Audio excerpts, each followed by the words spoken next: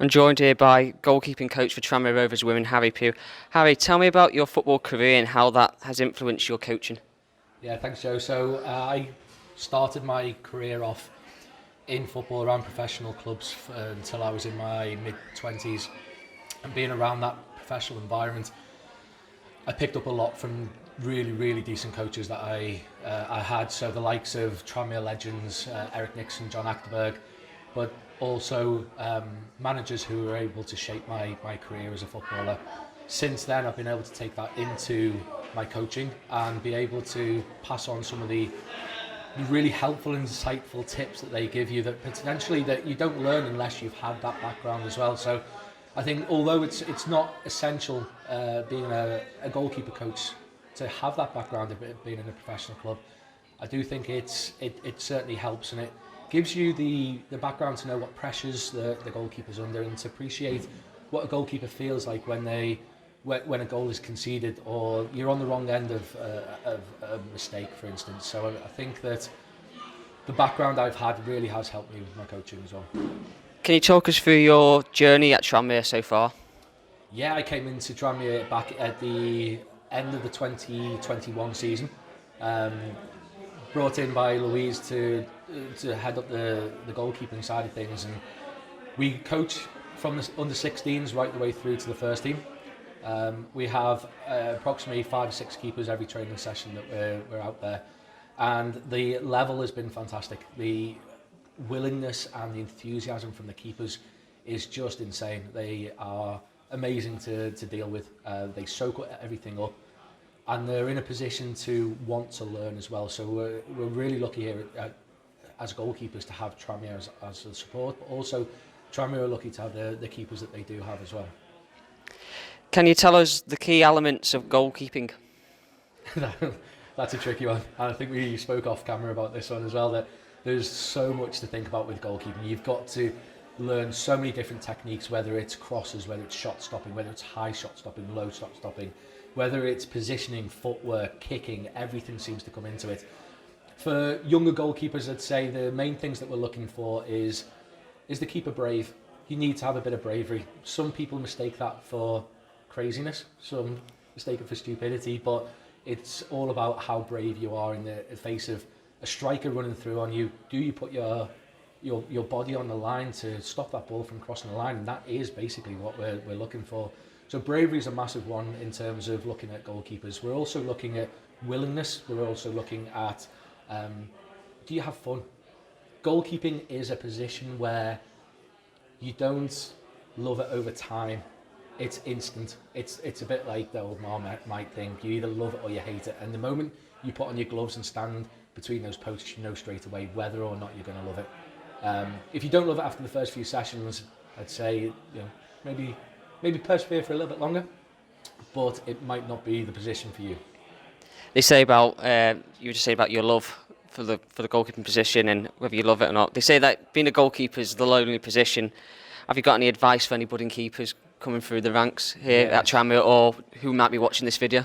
Certainly. So it can be very lonely standing there, and we always dwell on the errors that we feel like we make. Goalkeeping or goalkeepers in general are individuals who are their biggest critics. They will analyse every single mistake that they feel like they've made, and most of the time they haven't. They'll come off the pitch with their head down and everybody else around them is clapping them off. It's very lonely when you are standing in goal and your teammates score, because your teammates go off and celebrate with themselves and you're left at the back. So I always try and encourage teams to go and celebrate with the goalkeeper as well.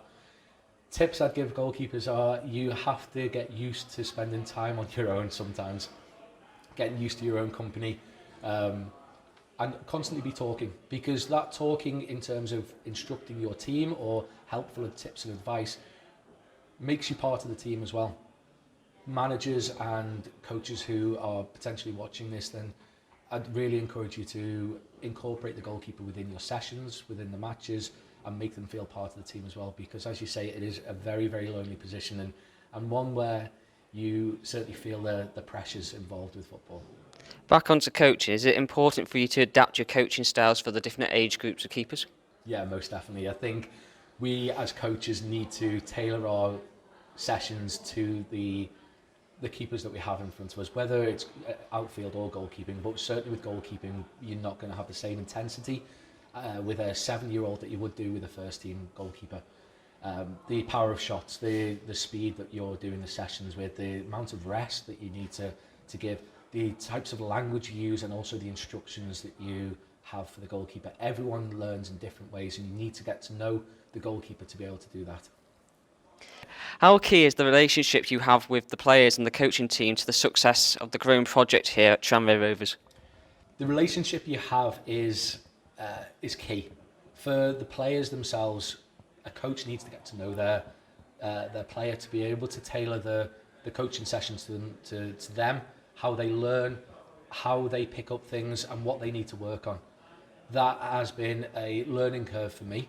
I've got to know our goalkeepers very well, their lives outside of football as well. The coaching staff, we're really lucky here at Tranmere to have some fantastic managers, coaches and support staff as well. We are in constant conversation with each other on a daily basis, from the 16s to the development to the first team squad. We're in touch with each other on a daily basis, making sure that we're providing the best type of coaching for the players, and so they evolve as players and individuals as well. Talk me through the progress of players like Katie in the first team and George in the development side. We're lucky at Tranmere because I would say that we've probably got one of the best, if not the best goalkeeper in our league for certainly the first team. George is developing really, really well in the development squad as well. I came in and was very lucky to inherit these goalkeepers. I mean, I've seen George grow from the 16s goalkeeper through to development, and it won't be long before she's knocking on the door of the first team squad as well as she progresses in the development squad. Katie is just a fantastic learner. She takes everything on board. She is hanging off your every word. She's like a sponge and she soaks everything up, and her development has come on not just because of the coaching that I give her, but because of her and her hard work as well. And I'm really lucky as a coach to have her as a first team keeper. But also with George and the 16s keepers as well, we are a really tight-knit goalkeeping community, I guess, within Tranmere. And yeah, I'm very lucky as a coach. I picked up on that special relationship with Katie myself as well when I've watched her in training and on match days. And speaking of Katie, talk me through her heroics during the penalty shootouts against Accrington and Chester this season, especially with the latter, where she turned the shootout around with the last 2 spot kicks, saving those 2. Yeah, she did. She's become a bit of a penalty specialist as Katie, and she is fantastic at being able to read a player, knowing which way to go. And the goalkeeping role is so important when it comes to penalties. It's not something that we coach very much. We talk about it a lot. We talk about the theory of it and how to spot certain things. But in terms of practice, we don't want her getting injured with a training injury because we've been practicing our penalties with our first team keeper. So although we haven't practiced it much, she has evolved as a penalty specialist.